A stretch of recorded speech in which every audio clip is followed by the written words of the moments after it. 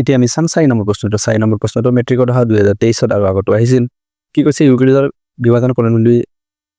বিভাজন প্ৰমেয়িকা অনুসৰি a আৰু b ৰ যিকোনো দুটা যুগ্ম অখণ্ড সংখ্যা তেন্তে অন্যটা অদ্বিতীয় সংখ্যা q আৰু r পোৱা যাব যাতে এটো সহজ 0 less than equal r less than b এটো চালে হৈ গল এটো বাকিটো a equal b q plus আৰু গুটেকেটা একে আছে তো আমাৰ অপচন c টো শুদ্ধ হ'বগে এটো 0 less than equal r less than b তোমালোকৰ দিয়া আছে কিতাপত চাই লবা ওকে আৰু এটো ইম্পৰ্টেন্ট হয় ইয়াৰ পাছত 5 নম্বৰ প্ৰশ্নটো 2023 অধা কি বুলি কৈছে পৰিমেয় সংখ্যা ওপৰত দিয়া আছে আমাক 4 কিউব তলত দিয়া আছে 2 পাৱাৰ 4 ইনটু 5 স্কয়াৰৰ দশমিক প্ৰসাৰণৰ দশমিক স্থানৰ পৰিসমাপ্ত হোৱা স্থানৰ সংখ্যা হল তো আমি এটো আমি এই সংখ্যা হৰৰ সংখ্যাটো যদি আমি লবটো হৰণ কৰি দিও কিমান অংকৰ পিছত কি হ'ব দশমিকৰ কিমান অংকৰ পিছত অংকটো হৰণ কৰা শেষ হৈ যাব এটো খুদিছে আপে তো হেতু কি হয় যেটো হৰত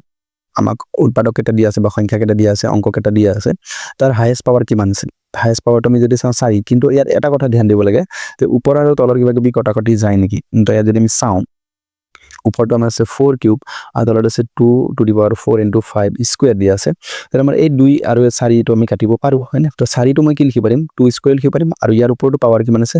3 আছে আৰু তলত আছে আমাৰ এটো আমাৰ যদি মই পাৱাৰটো পূৰণ কৰি দিও 2 3 গুণ 6 হৈ যাব আৰু তলত হ'ব 2 ৰ পাৱাৰ 4 আৰু ইফালে আছে আমাৰ 5 স্কয়াৰ ওকে তো এটো 2 কেটা আছে 2 টু দি পাৱাৰ 4 মানে 2 4 বাৰ পূৰণ হৈছে ওপৰত 2 কেইবাৰ পূৰণ হৈছে 6 বাৰ পূৰণ হৈছে 2 কেটা থাকি যাব 2 আমাৰ দুটা থাকি যাব ওকে তো ওপৰত আমাৰ 2 স্কয়াৰ থাকি যাব আৰু তলত আমাৰ কিমান থাকি যাব 5 স্কয়াৰ ওকে যেহেতু এটা আমি যদি চাও হৰত আমাৰ হাইয়েস্ট পাৱাৰ কিমান থাকি গল স্কয়াৰ থাকি গল সেই কাৰণে আমাৰ কি হ'ব এটো এনসাৰটো হৈ যাব 2 ওকে তেনে আমাৰ কি হ'ব অপচন 2 টো আমাৰ শুদ্ধ উত্তৰ ওকে এনেকৈ আমি 6 নম্বৰটো চাম 6 নম্বৰটো মেট্ৰিকত অহা প্ৰশ্ন কি বুলি কৈছে 135 আৰু 225 ৰ গসাউ হল আৰু গসাউ ওলাব দিছে তো গসাউ 135 আৰু কিমান ওলাব দিছে 225 গসাউ যেহেতু আমাক কি হয় ইউক্লিডৰ কলমটো ব্যৱহাৰ কৰিব দিয়া নাই আমাক MCQ দিয়া আছে তো আমি এটো উৎপাদকীকৰণ পদ্ধতিৰে বা ছুটিহৰণ পদ্ধতিৰে আমি আৰামসে কৰিব পাৰো 5 ৰে কৰিম 5 ৰে এক যাব দুইটাকো যাব 5 ৰে 5 দুগুণ 10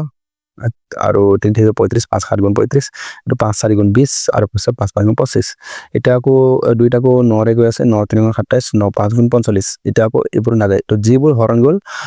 যেটোটা অংকৰে বা সংখ্যাৰে হৰণ গল সেই দুটা আমি পূৰণ কৰিলে আমি কি পাম গসাউটো পাই যাম তো 5 পূৰণ 9 কিমান যাব 5 9 গুণ 45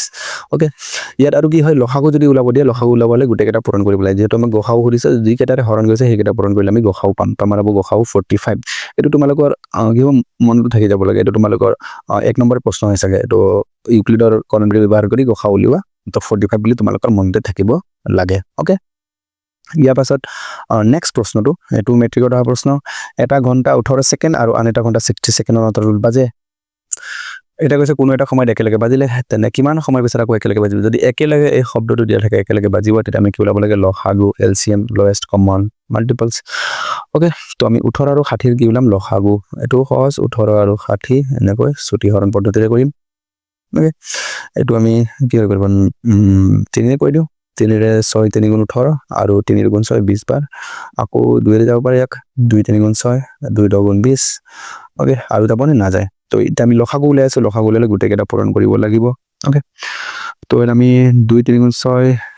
6 3 গুণ 18 তো 18 পূৰণ ইফালে 10 মানে কিমান যাব 180 তোমাৰ শুদ্ধ উত্তৰটো হৈ গল 180 সেকেন্ডস ওকে তো 180 সেকেন্ড যদি আমি এটো মিনিটত লিখো কিমান মিনিট হৈ যাব 3 মিনিট হয়নে